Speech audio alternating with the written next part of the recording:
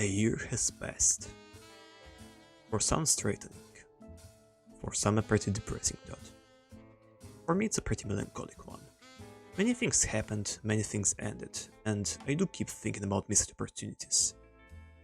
Much more than any healthy person really should. One thing that helped me with not drowning is surfing far and deep for some actually interesting pieces of content in the net.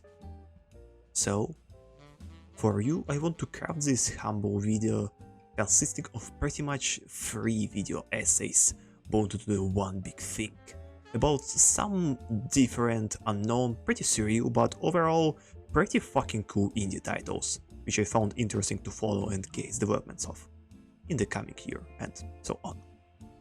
All those 3 are essentially demos of projects to come, yet believe me, they are still worth your attention, enough to at least know about. So, sit down, relax, and enjoy. How do you feel looking at this? And now on this? What about it? Those pictured locations and situations can provoke many different emotions. Some can feel sorrow looking at them, for some they are peaceful. For some, they can even provoke disgust. God knows what's your association with. And also, for many, at least in some way, all of those images can feel nostalgic, which I don't understand. It's defined as a bittersweet emotion for a long past simpler, better days. And it bothers me almost entirely because I don't think I ever felt nostalgia, at least in a proper way. All the pleasant things I try to remember, daydream about are not there. Almost everything from the past in best case scenario just infuriates me, and okay, all the time it just sounds like I'm trying to show off here, but I mean it. I don't know how exactly it works. I understand the conception obviously, but not more. I have a bunch of friends reminiscing about walking around abandoned leftover buildings, other who do so with spending time together in close family circle, which they cannot do now. Some remember how they were raiding Lich King in WoW back in the days. The way they talk about their memories, I just don't know if I myself is capable of speaking out myself as lovingly and pure as they do about those important moments and memories. I feel like time just washes out and kills feelings, while for them it's seemingly opposite. That's weird, and I feel fucked, but there's also a positive with my perspective. I never feel biased when talk goes about emotional, strange time capsule topics. I got into things many consider outdated old junk in the very late time for it, and I did so because I saw them cool and interesting structurally from the perspective of retrospective, but not for some kind of ungraspable old school spirit of how things were back in the day or something like that. Like that, I was never able to grasp emotions all of those people who were growing up with NES, Sega, and other early line consoles do feel. Feel so much to the point of not enjoying modern entries of titles, prioritizing even flawed earlier products because of personal connection they now developed for it. Or there are also people who grew up with certain games and now relentlessly can defend and enjoy new entries in series, closing eyes at factual troublesome execution of them, loving and enjoying them just because they are those ones in quotations. That's just some whole missing dynamic for me.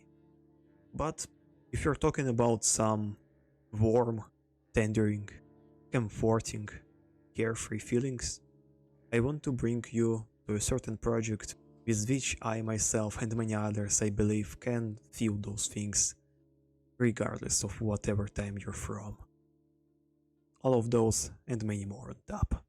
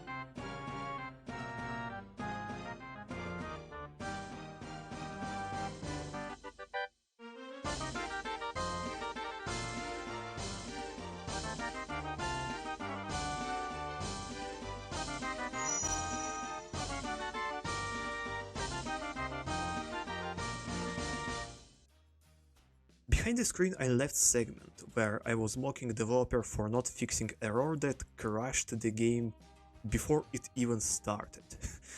Well, for 2 months straight at least, for now. While simultaneously developer was warning people in comments to not download third-party fix for the game's engine. It made game working, but because of it in the end of the demo there was slight dysfunction that made one segment work not properly. Like, I clowned on it a bit, but honestly, I cut it out. I cut the segment out just because, well, I felt it was dragged out and not really that funny in the end of the day, but also out of respect. Honestly, I totally understand why the developer was pretty hesitant about fixing the game in such a way. It's crafted with love, in the way it's supposed to be done, and taking or perhaps even adding something on top of existent can only harm the intended calculated experience developer is going for. It's clear and it's recognizable even by the way he really responds to the commentaries on the site for now, on itch.io. In many words, just feels this, you know, pure sincere creator's joy for other people discovering things he put into the game and now talking about it. I honestly just adore Dog Meats, guys. He's a great guy, I guess. I don't know at all anything about him, but I enjoy whatever he writes down there. So, I already talked just a bit ago about how gaming as the type of media creator is technically at full control of every particular aspect of product player interacts with. And this project is just so much about this one thesis of mine, really. With all this absurd abstraction, obscurity you see on the screen, some kind of sad undertone hovers somewhere on the background. To let you understand what we are really dealing with here, I want to retell a segment with the event I encountered in the game.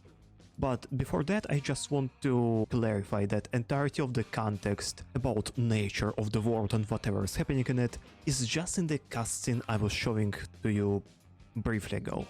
There is really nothing besides.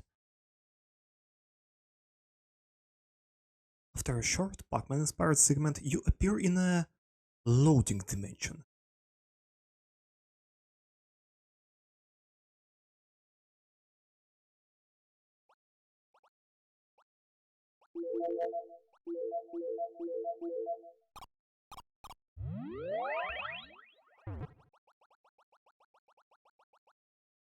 While being an intermediate location between two big ones, this one holds much more to explore than it actually meets the eye at first.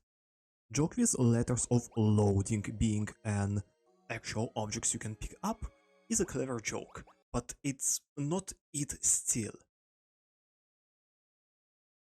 After a short time, a creature emerges from darkness. Sabrine. It's really you, Noel. It's been a long time, Noel. I would love to hold you in my hands.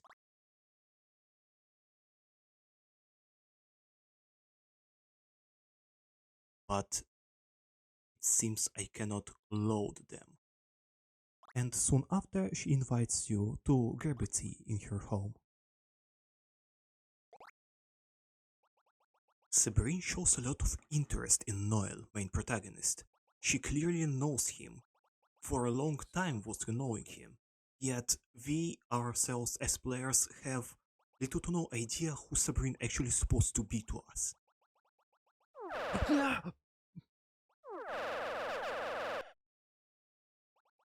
Fuck. Okay. Jesus Christ.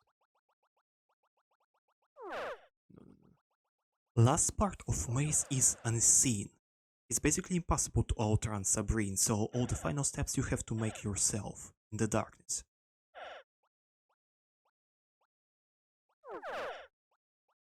This pathway leads to the loading lands. What the fuck?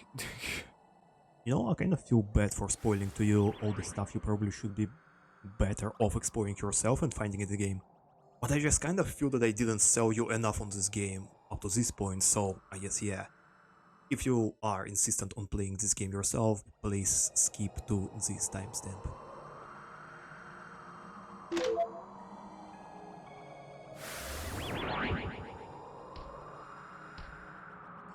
Oh.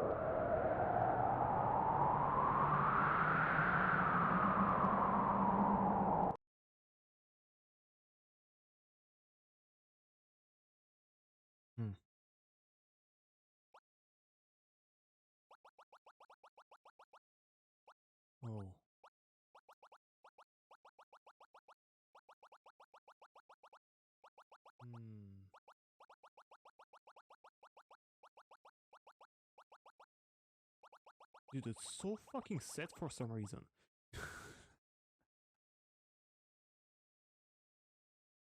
Intro and few personal moments from the main protagonist had just give those little depressing hints, making it clear that something extremely tragic did happen, or even happening right now. But for now we just cannot really understand what it is. Even the musical accompaniment.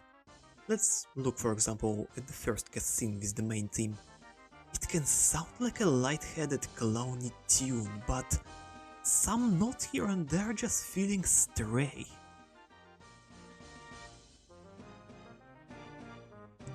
It just would sound differently if there was an attempt at making a simple goofy music.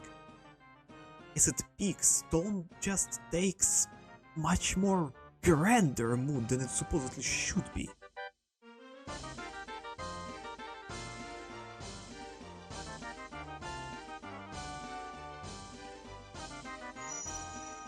Because of that, entire scene comes up as some act of devious mockery thrown on heroes of the story. It was written somewhere that OST was taken from library of RPG Maker sounds, and if it was not modified in any way, god, how good it lies on visual storytelling from the cutscene. This game's demo is very short, but it has an insane amount of great seeds tastefully placed on its structure. It's like an almanac of cool moments. Each next location you find, each next NPC you talk to, it's not going to make you laugh out loud, but at least will be charming to attract some kind of attention from you. I also cannot not point out another important aspect. I love finding secrets in video games. Love it so much that consistently find myself subconsciously bumping into the random suspicious walls to find anything hidden. I'm not sure I'm capable of presenting it outright properly how much of a junkie I am for that shit. When I think about it, almost all of my favorite games are exploration-focused RPGs with a ton of unexpected things to find. It's like an additional layer of gameplay always hovering behind the eyelid, separate from the main line that keeps me engaged at all times. Oh, looks like game wants me to go this way. You're a tricky one, game. Come on now, I know you want to hide something from me in there.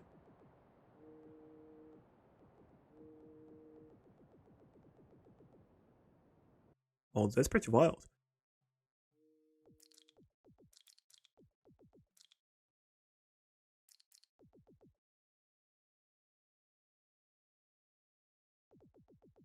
Oh, oh, oh, oh!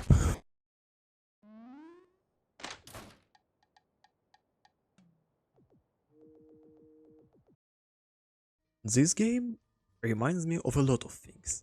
Or not really. Honestly, it reminds me of so many different small things and parts that I actually would love to state that it does something memorable, great, and provides overall a unique experience to get. And I never throw such a word lightly. I honestly feel like this game making something completely new. Well, at least for my bank it is. It was so fun while it lasted. It's a pretty short thing we have for now, but hey, that was a phenomenal demo. I got so much more than I could possibly wish for.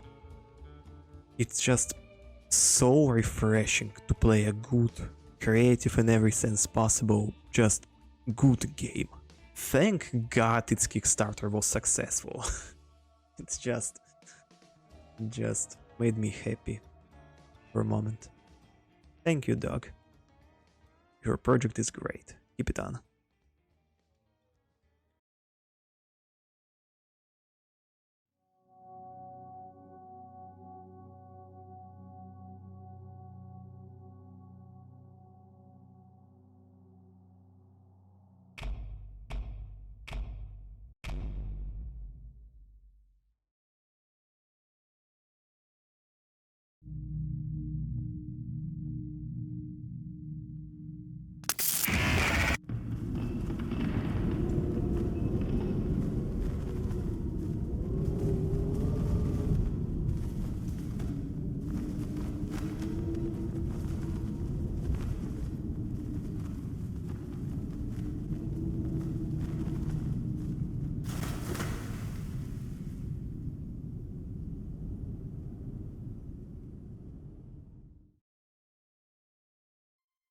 Metamorphosis is a horror metroidvania where you have to traverse dead land in an unnamed area.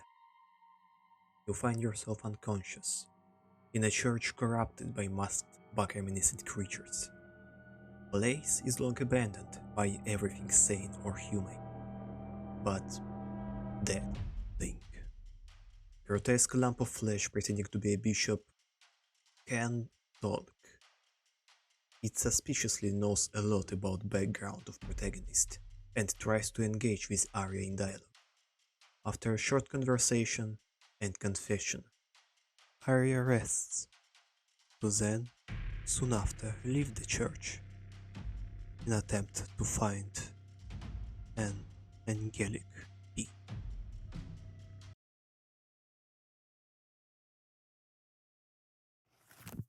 First, before we talk about gameplay, sound, style, personal points of mine specifically, I want to bring your attention to UI decisions.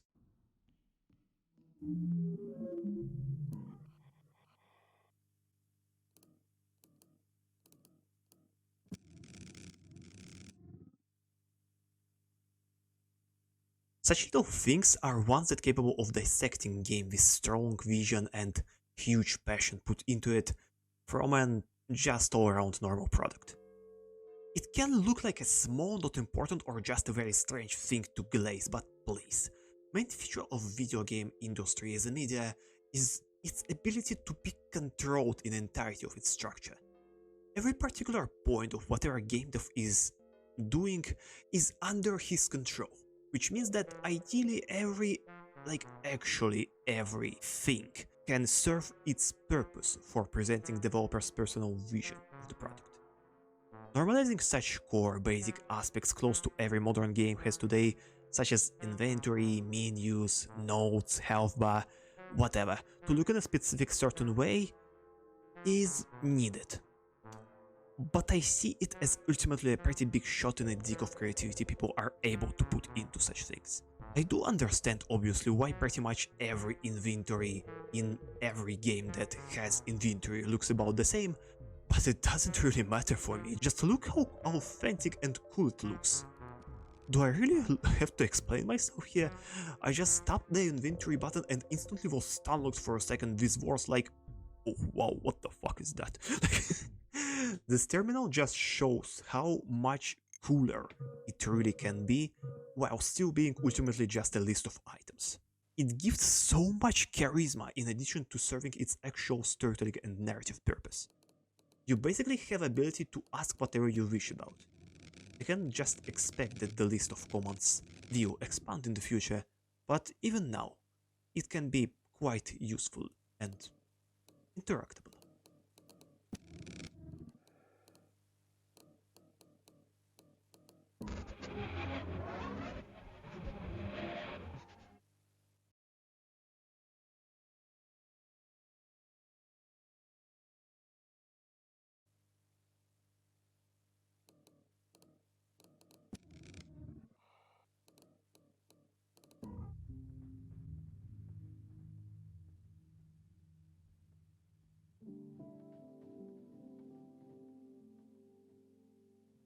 Metamorphosis is a horror metroidvania where you have to traverse that land as an unnamed area.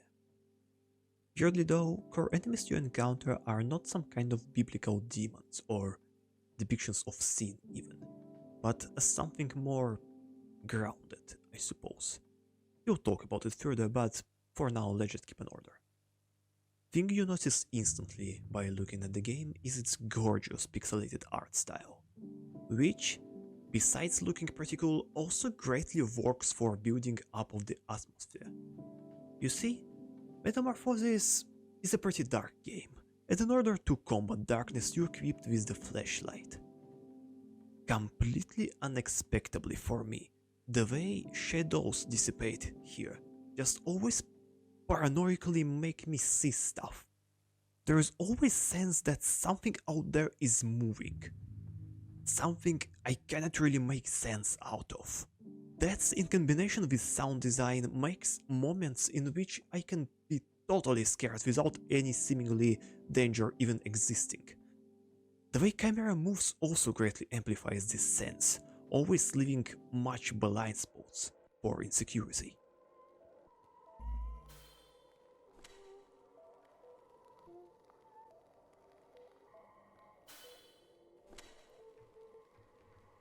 On this clip literally nothing exactly is happening, yet I'm terrified. And then...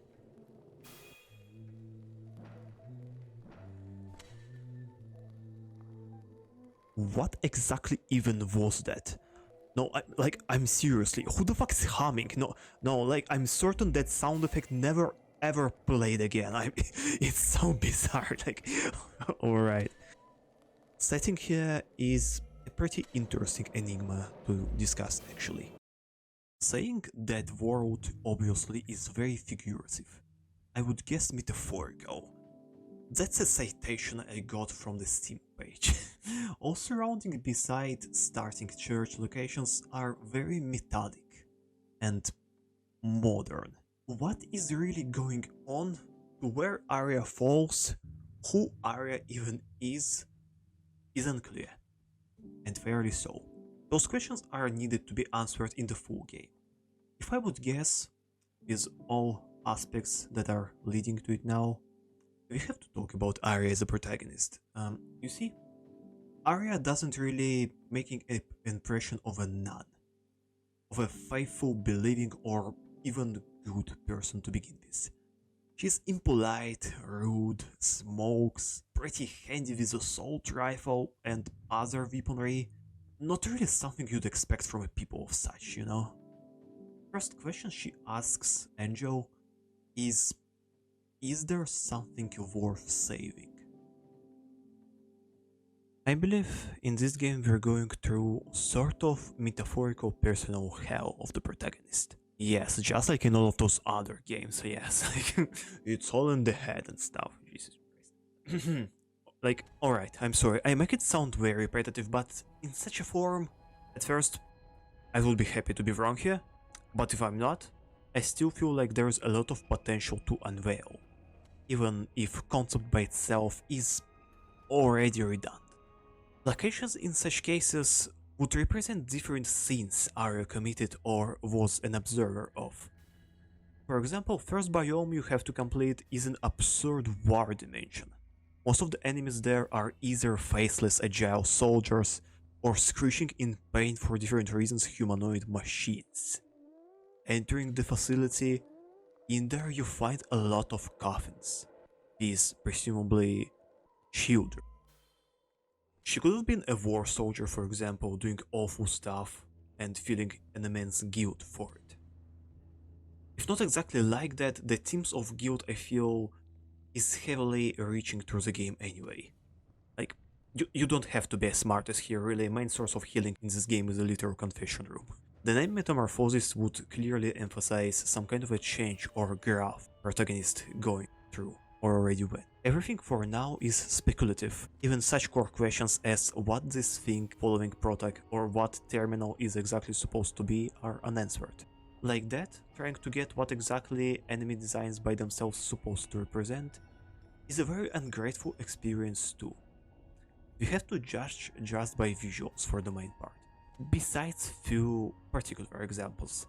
Like here, you can interact with the broken version of the monster to understand that his face is constantly screeching in pain. Honestly, discussions about monsters in psychological horror games always fill me with joy. Not only the discussions, also lore implications developers put into themselves. This really makes every single design strike a bit differently once you understand that there's actually some thought put behind, more than just being an unsettling creature. Like, when you look at monster designs of Silent Hill 2, big example because everyone knows about it, you look at a thing called abstract deity and then just try to emphasize what even is this supposed to be. And the coolest, most cherishable part about all of that is that there's an actual answer. This thing looks like he fucks something because he actually fucks something. Jesus Christ, hell, who he fucks then? That's the part of the fun for me, really. That's so cool. Anyway, that's all just to say that I would love to see more such of interactions in the main game.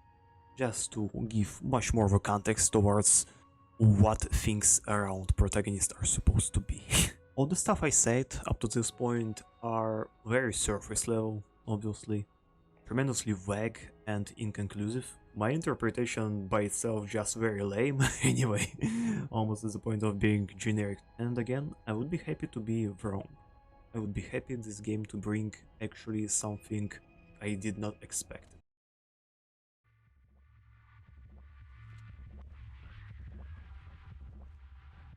I think narrative design and stylistic core is here. Those parts are great and they need to be expanded upon. But let's pay attention to something more flawed overall. When you talk about gameplay in this game, I feel like is very confusing, tough to understand and requires a bunch of generic knowledge to even start approaching. In the result, that's a very nerdy ass segment I came up with. I find it appropriate to talk in such a detail just because it's a playtest, and it makes me think that I have to describe my thoughts properly here. I said that there's 3 mini essays in this video, but with the way text expands, there's a fucking 4th one going in this, guys. I just don't really know how interesting it probably be to hear, so feel free to go into the next one if you find yourself lamed up. So, gameplay.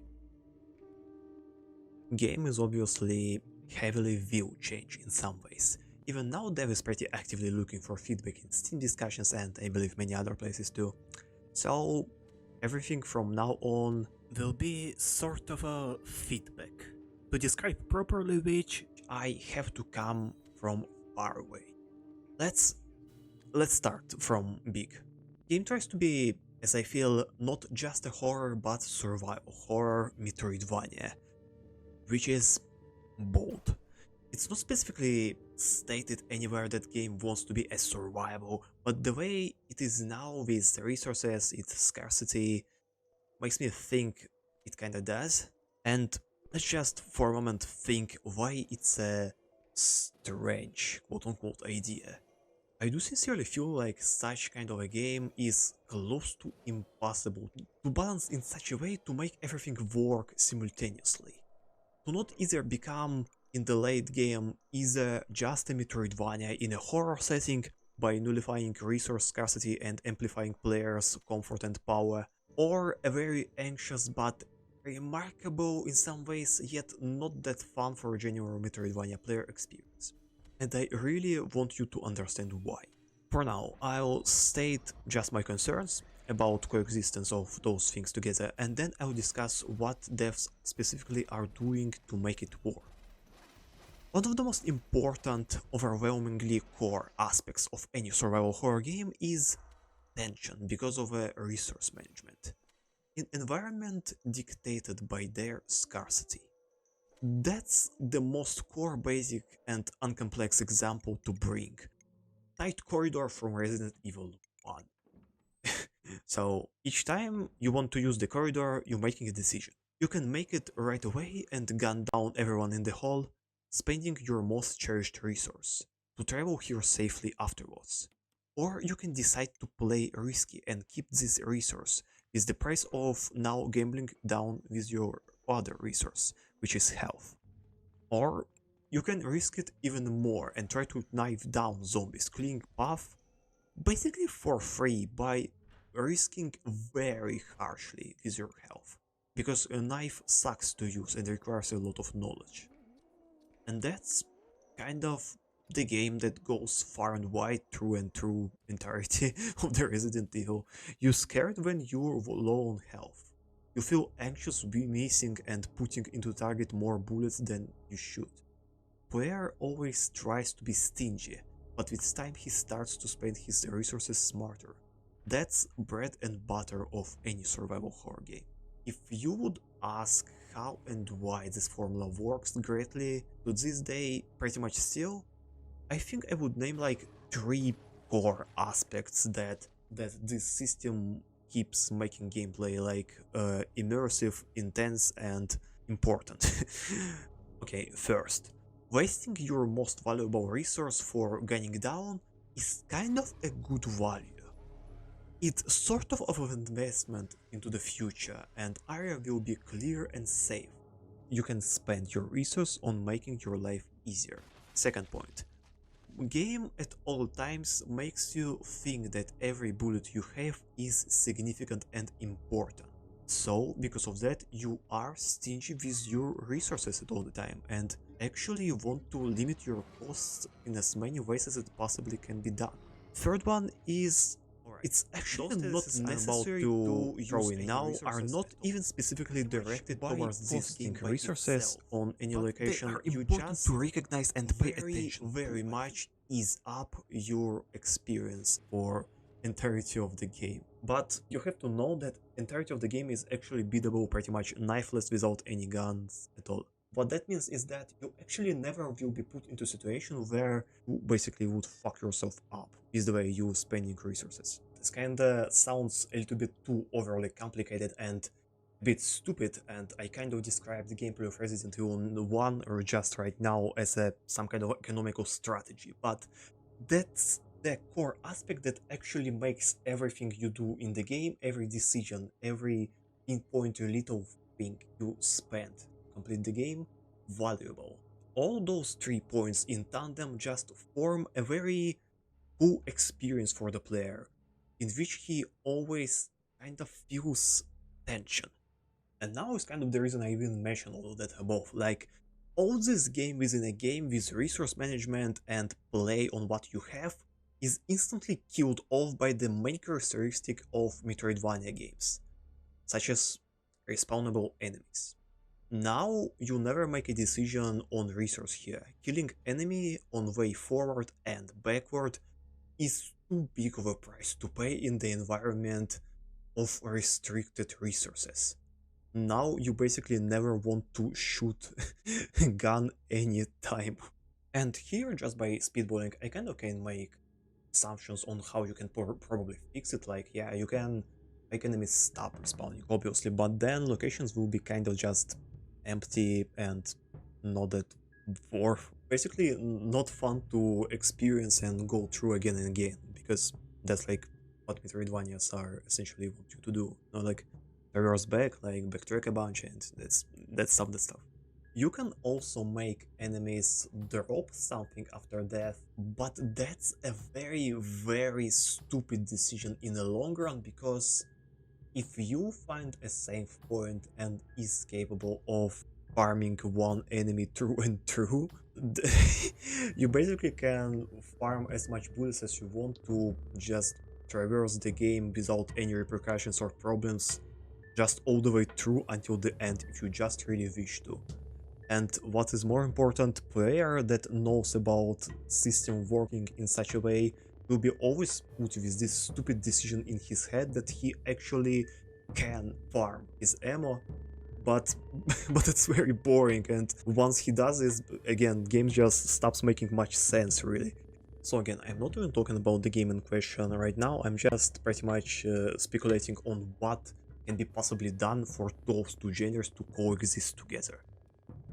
So yes, in case there's any stable, easy way to farm any of the crucial game's resources, whole system just instantly erupts and dies in agonic pain because of complete economic break. Ammo management also is very closely tied with another significant aspect. Those are enemy designs. Important and not really talked much about part of enemy designs in survival horror games is that they should not only be visually distinct and recognizable from one another, but also understood almost right away by the player. If we go into enemy catalogs of such games like Resident Evil or Silent Hill or like Dino Crisis, like whatever, every single one of them, we see variations of dog, stronger dog, zombie, fast zombie, flying enemy, etc. You know, like pretty surface level, pretty easy to understand and pretty simple really enemies. Thing is, player put into an anxious environment have to instantly make a decision, does he want or not to risk his resources going through the fog or not. Player sees, for example, dog, recognizes it as a dog, you know, we have dogs in real world, we know how the dogs are, simultaneously we recognize them as small agile enemy, and having a limited amount of resources, we making a decision for how we should approach the situation. Can we outrun it? Should we just instantly kill it? You could notice that the examples I provided are not that complex or mechanically remarkable. So what you really have to do with more difficult examples being unprepared? Well, we have those examples and all of them are pretty funny to think about in their perspective, really. For example, Resident Evil 4 Regenerator. So, like, look in the environment, alright? So you walk into the new location, you see some kind of a weird white corpse lying on the, like, wow, this kind of looks weird, alright.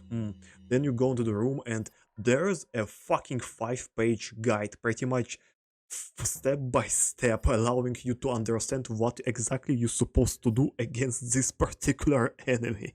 Then you go into the refrigerator and you acquire gadget that allows you to very easily deal with the with the regenerator. And so now, yeah, player has all the context he needs to basically understand what he's supposed to do against this enemy. That's actually very funny when you think about it. Okay, so that was a fucking lie. This game was far smarter than I gave her credit for. Right now on the screen you can see the proof of my hearsay. There was actually a pretty lengthy segment before the refrigerator in which you actually had to encounter few regenerators just with the 7-page guide actually this game provided before. It's kind of lame that I remembered that exact enemy in such a way, but I guess fine, mistake is a mistake. In reality, game actually puts you into few back-to-back fights against regenerators, just until giving you the tool to trivialize fights with them, putting you in an uncomfortable position against the enemy you are not really sure of how to fight pretty against. I noticed while going through footage of this encounter is that just before first regenerator, game gives you a small ammo pack for SMG, genuinely funny, just because on your first playthrough you're probably not going to understand what you're even supposed to do with that. Enemy is just going to eat up entirety of it and cheat it out of battle right away. But on your second encounter you already know how to deal with refrigerator.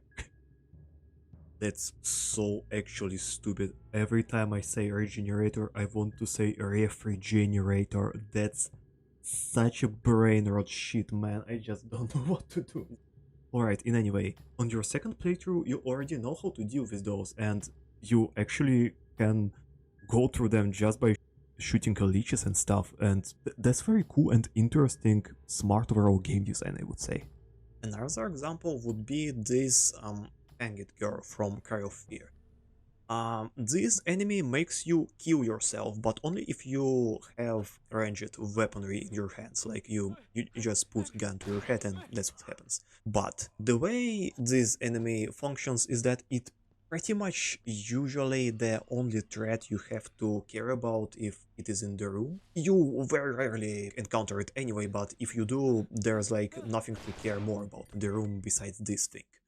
Also, once she actually uses her insta-kill move on you, a big sign flashing on your screen saying that you have to make a QTE to like not kill yourself. And yeah, if you fail the QTE, you will kill yourself. If you're not, you're not. And that's basically it. Basically, if you really understand what is happening, then this enemy will not provide any kind of harm towards the player at all. But she does provide a very strong impression, and you probably will remember the shit in the game. One of the more ass examples of such a unique enemy is the invisible zombie from Evil Within 1. So, problem here is that lack of context actually put players into the position where he almost exactly will take damage from the first encounter.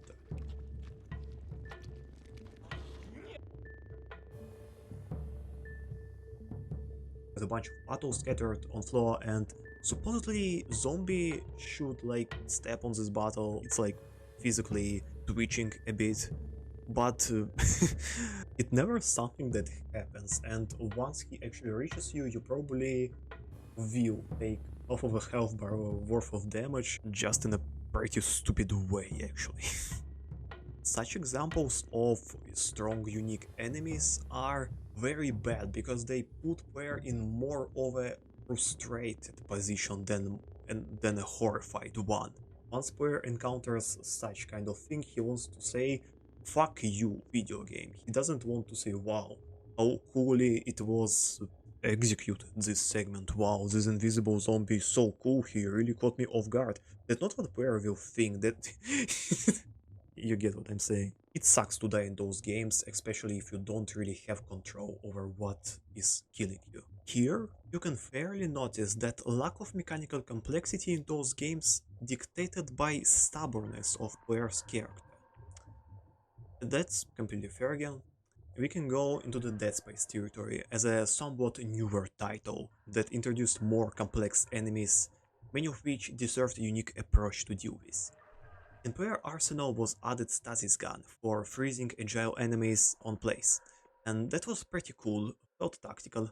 Then they tried to expand on action part of Dead Space and the game 3 happened. Okay, it's not to say that fast-paced action-oriented game cannot be a proper horror, but there's a very thin line to cross.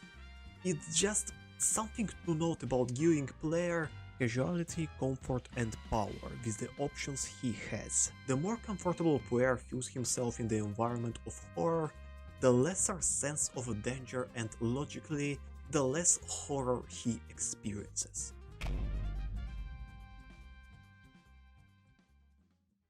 I'm really not going to educate you on how those principles work for metroidvanias because it will stretch this segment even further, but they are pretty opposite in many cases. From my observations, people in metroidvanias fucking hate to manage resources, and in complex enemies start feeling very stale after a pretty short time. So, with everything considered, I'm just not really expecting how they can sit on two chairs simultaneously. Developers would need to come up with some serious systematic changes for default formulas in order to make this game work both as a horror and as a Metroidvania. So, let's look at what is actually happening. Finally, we're going to talk about the video game, yeah? The twist that kind of fixes in a very clever and honestly unexpected for me way many of contextual problems I described is suddenly a save system and candles. All loot you get besides equip are consumables. Health flasks, ammo, buffs, all of that. So by exploring places more often than not, you're just going to get resources and not some permanent buffs like in Hollow Knight, let's say. That would be pretty unrewarding and stupid if not the save points. The way save points work here are much closer to the way they work in, let's say, Resident Evil game than they do in a conventional Metroidvania, in sense that they freeze your inventory and game progression on spot you press the save button. That means that if you die during exploration, after respawn, amount of your resources will be restored to the way they were before your expedition. And that also means that if you die halfway through after acquiring quest item or doing some kind of an objective before you reach next save point, state of location and item placements will be restored to the place they were, like if you never reached them. That's very interesting. By doing this, developers significantly boosted value of consumables, and in the same time make players' life without any resources on hand very fucking depressing. There is no Estus flasks, all health refills are consumables, and confession room. Basically, the only way consumables are going to get consumed with this system are if player is advancing further into the game, or if he going from corner to corner spending resources and casually saving from time to time, not achieving anything in the process. And yeah, I didn't mention, okay, candles are one-time save points you can put almost anywhere. You fully regain them once you achieve confession room. If you die without candles, you respawn in confession room. I don't really like them that much because it feels like it a bit endorses trial and error gameplay, and I don't really like trial and error gameplay in horrors. Why exactly I described a little bit above with Invisible Zombie. Weapon options are even now quite versatile, yet ammo is quite scarce. For everything besides ammo is farmable. but for now, just for the one gun. Okay, alright, like, yeah. Okay, so that's the problem. It is known as a problem. Devs already tried to fix it by decreasing drop rate, I believe, but that's... it doesn't really fix anything, it just extends the farm player needs to do. Okay, also, currently, in case you save without any ammo whatsoever, you don't have any enemies to farm nearby, then that's going to suck. It's pretty easy to outrun them, but you need to ricochet your bullets in order to complete a puzzle. The puzzle itself feels pretty cool, yes, but dude, what am I supposed to do? Really run through 1.5 locations back to farm up? Confession rooms don't restore any ammunition. Though I feel like that would be pretty nice and at least would not put me in such a situation where I feel myself stupid like that. 5 bullets is nothing, honestly, barely enough to take down one enemy. Not really every enemy even. I'm not talking about regaining like every time you enter confession room. It's more so something like if you have less than 5 bullets, for example, for the starting gun, then it gives you up to 5 bullets, so you would not drop below 5. Just why not, really? Enemies anyway will respawn every time, so like I'm not seeing this as a problem. Touching enemies, well, in terms of player options, you yourself see what is going on the screen. In terms of control, that's a pretty usual metroidvania stuff. Pretty decent movement options, double jump and dash in any direction. Pretty fun. Enemies are alright, really. One huge problem I had is that tumor one-shotting player. Now it's fixed, I believe, to just doing great damage if you fail the QTE, so it's not that obvious. As I said, developers are listening to the feedback and fixing a bunch of things pretty much in real time, making new content in the process. Many enemies we have now are rather slow and predictable for you to adapt and recognize fast enough, yet they're all quite fat. And on top of that, a lot of them have range advantage, making it very hard to do anything if you didn't farm ammo enough previously. Like, you see? Now it's always will be sticking in the player's mind. It always brings it back to that retarded decision, by making which you either can trivialize the game hardly or completely decisively expect to suck ass on any next enemy encounter you cannot simply outrun.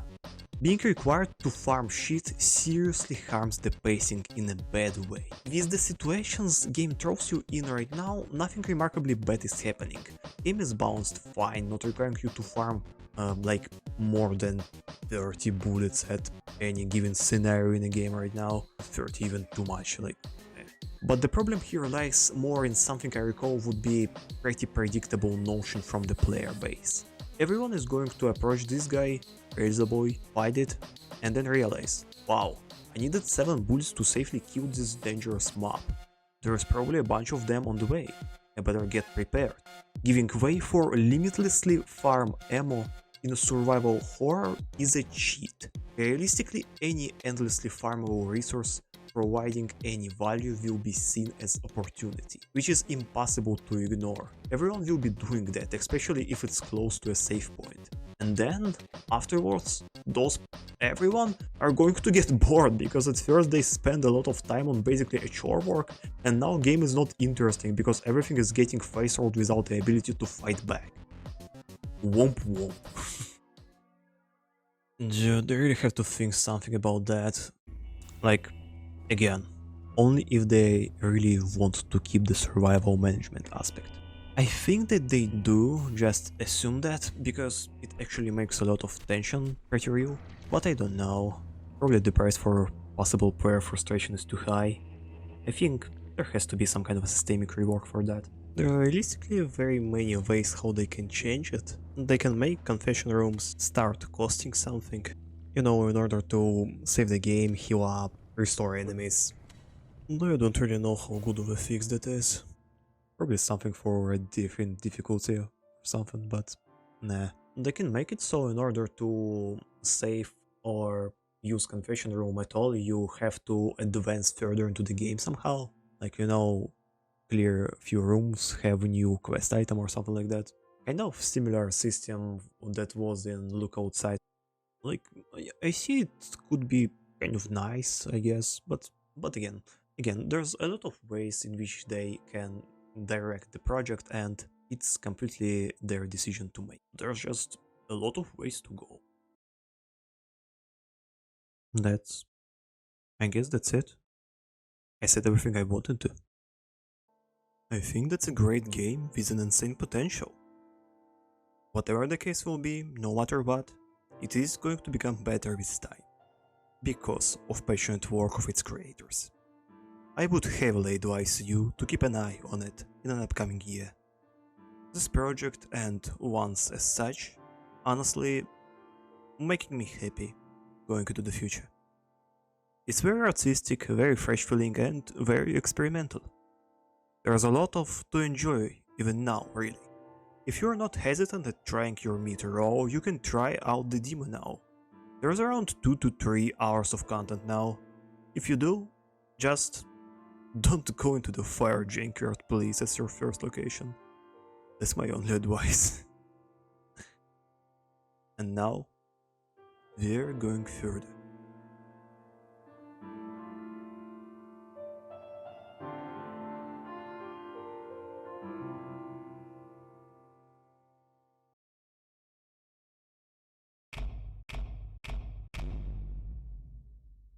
Oddcore is a pretty cool, one-of-a-kind piece of shit. It's difficult to talk about such a game in a concise, broad manner. I can say that it's a shooter in a subgenre of something like Ultra Kill, but also this time you're like in Post-Void. I can brag about the random aspects like gunplay or elements that made this game a fun roguelike. Remember other fast-paced boomer shooters, whatever, but it doesn't convey the spirit of whatever this thing is supposed to be. Essence of answering the question, will you get enjoyment by playing it or not, lies in essentially what you see on the screen. This is just the kind of project by recommending which you'll definitely see some great resist from any of your friends, any of your normie friends already. Just at least because of psychedelic sensation everything on the screen is. Yet, I still got a moderate dose of fun. And obviously not only I. Don't know how it sounded and I really don't want to be a dick, but to face all my points, I'm saying that by looking on screen now, you either already instantly interested or not, and never probably will be. And I found this specific thing extremely fun to actually think about. Our reviews are all around positive, like if you're talking about some kind of a hidden treasure, but I know damn well that I can go to literally any somewhat normal friend of mine and hear how this game was made to terrorize people's vestibular system. Or something meaner on top. And that brings some memories. You know, that's in some sort also supposed to be an end of the year summarization video for me. The one in which I should get lost at least at some point, romantically remembering most colorful aspects of it. And here it is, my most cherished memory of the year. To get familiar, you don't really need to know anything about this drama, quote unquote, we had specifically in depth to understand to where I'm going with it. But if you want to look at full context, those videos are advised. Video about this one weird indie game or something like that I count as my best one, until this point at least. It's pretty fun, check it out. Alright, so basically, I made a video about this guy's game, few times allowed myself to joke in a playful but a bit mean manner, but nothing that hard really. Then I pinged Mr. Pink, because, I mean, why not, that's something I do, and then he called me slurs on Twitter and blocked my account, left like 4 commentaries under the video, and ultimately said me to fuck off or something. And you are going to be the judge of how deserved such reaction is. From that point, nothing really happened between us in any way. No, alright, that's actually so stupid. Alright, yes, I made the second video, but point of that one was to pretty much just say out loud what the fuck even happened, and I just was so surprised by this reaction, then I wanted to document it in some way at least, so I just did this thing. I honestly never expected this thing to trigger a person in such a manner. So from that point, nothing really happened between us in any way. But recently, YouTube started showing me recommendations from his channel. At first I saw that Pink became a dad, which is, for whatever reason, made me feel just extremely proud for him. Like, I'm just very happy for the guy, and that's just, god dude, good luck, congratulations I guess. Then I saw a few more trailers of rare releases or huge expansions I guess, or major updates for the game I went over originally. It was released on Steam, I guess that's a better version of whatever it was before, never played it again. And slightly after, I found out this. That's a previous channel of Mr. P. Now it's renamed to Go Fuck Yourself. You know, like, on the current Pink's channel itself, you in between of devlogs and casual developer commentary about whatever he's doing for the games, you can find some indeed sorrowful takes. Like the video he talks about how he lost almost all friends because he feels he cannot fit in, and just becomes very aggressive or something like that. It is not the proper citation, but that's kind of the entire mood and I guess a little bit of interpretation by me. Again, you can check it out yourself if you really wish to. I myself did not went through the entire library of this channel, obviously, but and next words are not directed in attempt to harm Mr. Pink in any way. I adore this guy. Concluding everything shortly, it was not a brief ramble between two idiots under unknown YouTube video. It was a passionate scream of soul by an artisan, an artistic mind crafting his wares for more than a decade, directed to a nobody. Me. Think about it for a second. Dude, this guy's life is a total damned hell, especially if he still takes slight playful swings like the one I did so seriously and close to heart. He did found my video just because I pinged him, and I'm not in any way going to believe that I'm the only one who did that. Like, this guy had channel on 400,000 people, just trying to grab the amount of people who actually would love to fuck with him. Just like that. That's crazy, man. That just looks unhealthy. And sadly, similar images is not something I'm not unfamiliar with. Now, this one is obviously an extreme, but it goes for a great example for stuff I want to say. This example to me screams that there are people with decade-long experience in the field who are still unable to understand how to take a joke online. Following segment is about message I want every artistic person trying to do their thing in the net to hear. But at first, I don't know, let's put this as a background. There's an important disclaimer to make. Alright, so I do count out that there is a significant difference between having a fun hobby and having a dream of making a living because of your fun hobby. One of those two just requires you to work much harder and indulge in stuff you're not necessarily fond of.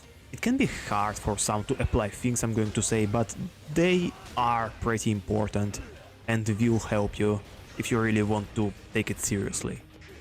They also sound obvious, but Jesus goddamn Christ, nobody follows them and suffers intense struggle and burnout because of it. Like, alright, make it sound extremely formulaic, robust and unagile with you have to pick a side, basically, one or the other, but that's not exactly how you should approach that. The core whatever I'm going to bring out next is just some kind of a PSA for you to not feel yourself miserable as a creator, alright? Like, it's not something you should, like, religiously follow every step or something. That's not a very serious dogma to stand by, but I just saw a lot of people, I talk with a lot of people, I'm very good at recognizing patterns. That's one thing I'm pretty much extremely good at. And I saw a lot of people gruesomely fuck their life over, fuck their social connections over, and even fuck their skill as a creator in the process over, basically. Just feel extremely miserable in the process of creative passion. Just please, don't be hesitant at listening to it. First and foremost, I just recommend you to prioritize your fun for the work you're doing. That's the most important one, that one helps you to last, and that's something you should be aware of. But if, and very much if, you want to be successful as a full-on creator of content in your niche in the internet, and not really in the internet, pretty much everywhere, you probably just should approach your craft more smart, I guess. I keep finding truly passionate artists in early days of their development. I look how they try to interact with every person that pays attention to them, and especially how they try to interact with all the negative comments, just to be hit with dooming feel of their own wretchedness after some more trolls casually show up for the feast. For some unknown to me reason, People now became extremely fragile for any sort of trolling in the internet, and that just means that all early birds trying to become big and strong in their respective medias that is involved with creating content for the internet are going to get gruesomely hurt no matter what by getting literally any kind of attention from masses online. My point is, if you are really an artist with passion for your project and want to hit it big in the long run at least, or just not feel yourself like a lost cause doing so, you should start being honest with yourself to the last goddamn bit, while staying mindful. Old and young people come into the industry don't really knowing what exactly they even want to do, besides unclear and very abstract, I want to make a game, I want to make art for a living, and other. They do basically nothing out of ordinary for them, and as a result never grow as creators in any significant way. For years, there are people who are better than you. That's completely fine and not something you should be bothered by. If there's something you want to be good at, the only thing you should care about is getting better at it. With all means necessary. Many, like a lot of people will say to you that that's harmful to compare yourself to others, to compare your art to others, because of different reasons, realistically. And that's not a bad thing to say or think. I completely get where people are coming from saying that. Yet, still, if you are stagnant throughout the years of making your thing and cannot understand on fundamental level what exactly are you doing wrong, then I would advise you to try and look on people you think doing your thing better than you are. Because there's always such people in there, isn't it? Or you can even ask them yourself right away. Often even big quote-unquote people can find a minute or two to throw back few sentences. And in the end of the day, really just why not? Try to move more. That will be helpful. Ask yourself, who is going to enjoy your product? Who are the audience? How many of them out there? How approachable is your project? Will you be fine with being niche potentially? Just ask yourself, would you see your project as fun and cool, or even simply just interesting in case you had no connection to it whatsoever? Just as if that's just some game you stumbled on surfing the internet. The goal of all of that is not to argue with people on Twitter better, but to solidify your vision, to understand, become conscious about your strong and weak parts, understanding how general person sees your craft from afar, to become fair with yourself, and to understand who are the people who are supposed to like your work. You need to know what you're doing, basically. And in order to do so, you need to get maximum use from pretty much every tool you have at your disposal at all times. Learn metrics, analyze social trends, understand how many people are there who are even going to potentially get interested in the project you're making. By analyze this, I don't mean just go into the Steam page of Ultra Q and make another boomer shooter with PS1 style graphics, because people seemingly are very loud such things. It's stupid and you're not going to make a next Ultra Q with such mindset ever. Just seriously, before you're going to make basically anything, just learn how you should form your expectations to not get crushed by the results. Many people have also a big problem with taking criticism, like, for example, you're making a cozy 3D platformer. Once you understand who is willing to play cozy 3D platformer, it's much easier to gather feedback that is valuable. Like, for example, in this exact scenario, imagine you're getting some kind of a harsh negative comment from a guy that constantly plays Call of Duty for the entirety of his life. It's not that his feedback is even invalid or unvaluable. It can be solid by itself, but you're listening to the opinion of a guy who probably will not in the entire life will even think of buying your game. So why to bother? And it works in the opposite way too. Like, if you met some platforming connoisseur, then you probably should hear his opinions, like, at least hear them, not necessarily put his mindset into your game. Just adjust it with your vision if you count it as something that's on place.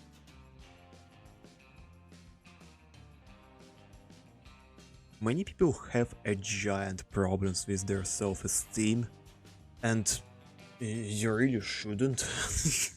I often hear how people cannot appreciate art separately from its creator, but that's from the perspective of consumer. What I'm asking you to do is try to look at your work as much as it possibly can be done objectively, while having your own metrics of what you succeeded in or what you failed in. In the end of the day, you really just did something you wanted to do, and if you didn't, that's just a bad approach. There's a bunch of willpower also needed at your disposal to stop viewing your cherished game as a special ideal child, which is not supposed to be criticized because you see how it's supposed to be and only you do. You have to sometimes get out of your way to take personal feedback, make some playtests, and then came into conclusion how your game will be more playable for people who are going to play it. And here some people can actually remember Hakita. Like, we were talking about Ultra Q briefly, let's just talk about Ultra Q a little bit more, I guess. So, Hakita is actually a pretty great game designer, I adore his work, I love Ultra Q and stuff. And he said this on citation, like, if you guys would be making Ultra Q, this game would fucking suck or something like that. And will you call him arrogant because of that? Will you think that that's actually a bad approach from such a great game designer as he is? What I'm going to say is that you are not Hakita. There's like 99.9% chance that you are not this guy. You're not him. People like him are actually the exceptions. They can be arrogant, they can be douchey, and they can totally allow themselves to be that way just because that's how good they are.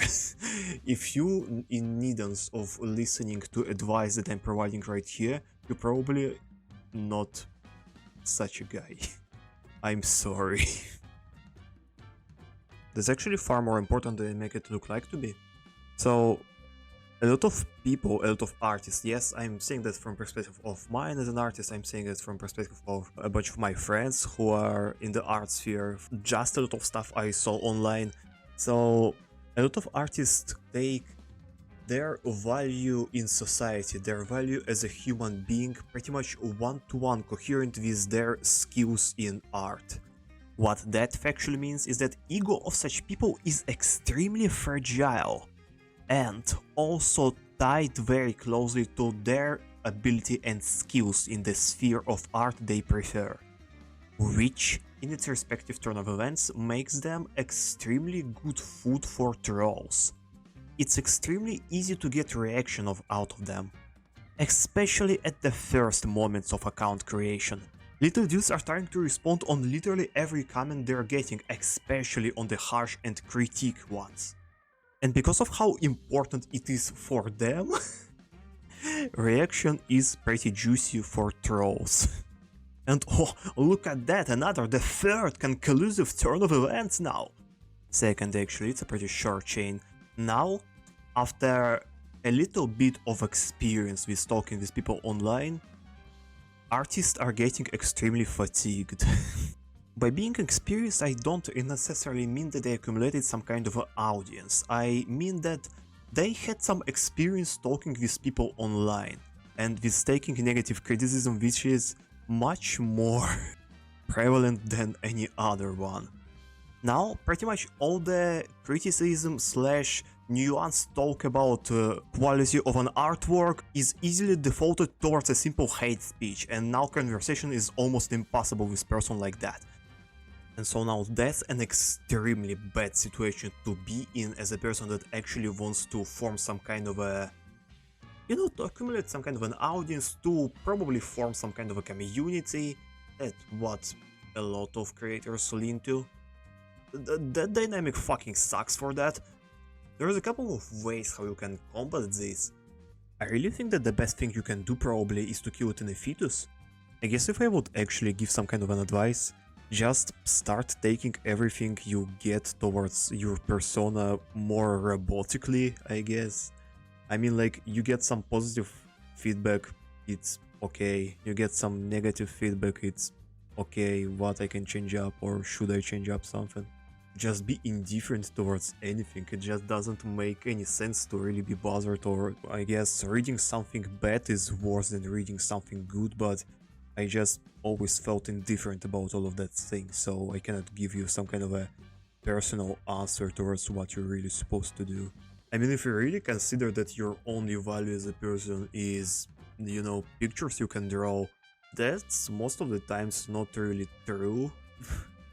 But even if it is, then do something more, do something extra if that bothers you so much. You always can do something with it, so just do, I guess. It's just healthy overall for you, and that's something that is going to make you a better game developer in the long run. It's totally normal to be mad at things not going the way you want them to. And it's fine to not be mad with audience's cheers. If you're doing things far from likeness of a general consumer, especially. Failure or tough reception of your project is not your personal enigmatic failure as a human being, first and foremost. Those are just caveats, by fixing or paying attention to which you're going to become better in the craft you're going to make. And yes, that's the craft. Don't think about your one big project as the thing you're going to like create and then die out immediately. And that's a pretty important and. If you just want to do the thing you want to do without any knowledge or analysis put into it, then please just do this. I'm pretty sure you're going to this industry trying to have fun or trying to make something you're interested in. Just have fun. Be interested in stuff. Don't get bothered by all the things I listed above. And most importantly, don't be crushed if project you're going to make and publish somewhere on Steam is going to fumble number-wise. In core, that's your project that you wanted to make and you did it. And that's important. If you want to continue, make it as a stepping stone and continue. That's an important lesson to learn. Works basically for every craft, by the way, but much more for the artistic spheres, I guess. I believe I'm going to say it for the last time. I'm not in any way want to misrepresent Mr. Pink. Never did. All the time I just looked at the things that was happening and called them out in a jokey manner. Because, for me, as an outstander, they do look extremely funny. Now, for the final time, I can only wish for success to all people working hard for their dream. It's tough, it's ungrateful, but you can deal with it, really. And if you want to brag about how much your life sucks, you can do such in my DMs. There's supposed to be a Discord server, really, but it's none of it now, so you can just DM me. Yeah, kind of stupid, but it can be helpful actually if like you actually are completely alone or something like imagine you're like actually having 0 friends, like that would come in handy, I guess, just a person to hear you out. Yeah, like go for it if you wish. Fuck. And you know, I kind of just understood. It kind of looks like I just threw Oddcore under the bus and went on with the thing I care more about. But that's basically like that. Yes, I just don't really know entirely how I can even, you know, like approach review of such a game. No, it's not really I don't know how to. It's like every time I try to, it feels like I'm saying something extremely boring, repetitive, and actually understood by everyone. so yeah, I just decided to drop it off. I'm sorry. Try out Oddcore, please. It's actually pretty fine, pretty fun. Yeah, even demo has like a bunch of content. Yeah.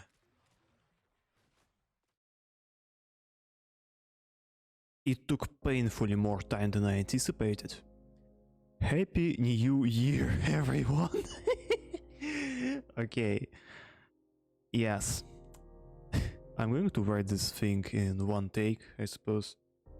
Alright, that was supposed to be a New Year's Eve video, and only thing I can say as a result of it is I'm happy that none of games I mentioned in this video are out yet.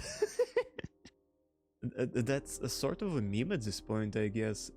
Every time I try to do something big, it takes far more time than I expected to. And that's the example of such, I guess.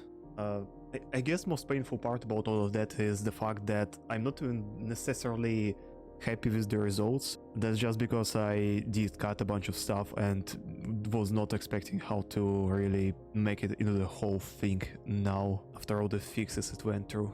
Anyway, it's finally done and I can finally go into the another thing.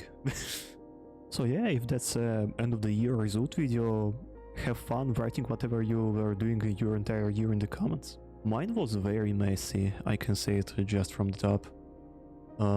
Yeah, so I kind of gave up on becoming an artist in the internet, I guess. That's something I was pushing for years at this point, but I never was good enough to actually come throughout all the pain that comes with it, I guess. I just was never able to get consistent enough to keep having fun and keep making stuff in the process. And because art for me is the fun thing in the first place, I guess, it's something that should correlate. Otherwise it's just not worth it. Like, I'll still be drawing, but I don't think I'm just going to push anything into the serious art sphere or something. In this coming year I want to make more videos, hahaha. I want to keep meeting new people. I mean, like, the only person I met through YouTube channel is the Pink Dev, and that was one of the best interactions I had online, I guess, at all. Very wholesome. Enjoyed very much looking at his ass blowing off because of my commentaries. Like, exceptional experience. Very like that. It would be fun to actually get some kind of connections in this video. I just want people to talk about stuff. Honestly, it's just like as simple as it goes. Whatever.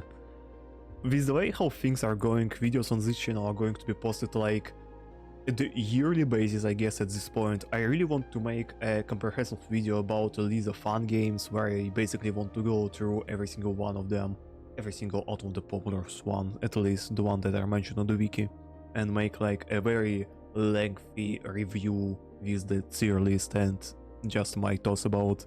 I think that will be pretty fun. I also have a very big amount of materials on the lookout side on this video game. I enjoyed this game a lot. I made a 3-hour-long scenario. I wanted to start making it, but then there was an update that extended the game like... Okay, my completion rate was like 100% before this thing, and now it's like that. Awesome. Yeah, I have to redo it in a lot of parts to make it nice again. That's something I probably will do, but I don't even know where I'm going to start making it.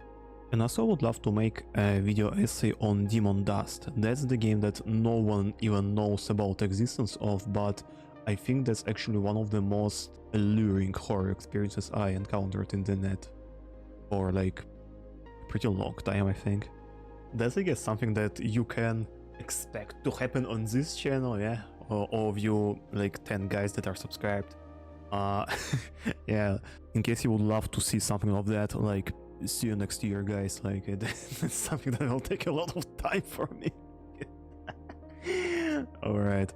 What goes for the another channel, I really want to, like, dedicate myself to making, like, 1 per week or 1 per 2 weeks videos about just demo versions of games, or like just indie horrors, or like anything, basically just making short reviews about indie titles, I guess, overall. I think that can be very fun. I have a very lengthy list of things I want to talk about, and I also have some interesting discussions just to provoke by themselves that are kind of growing out of those indie titles.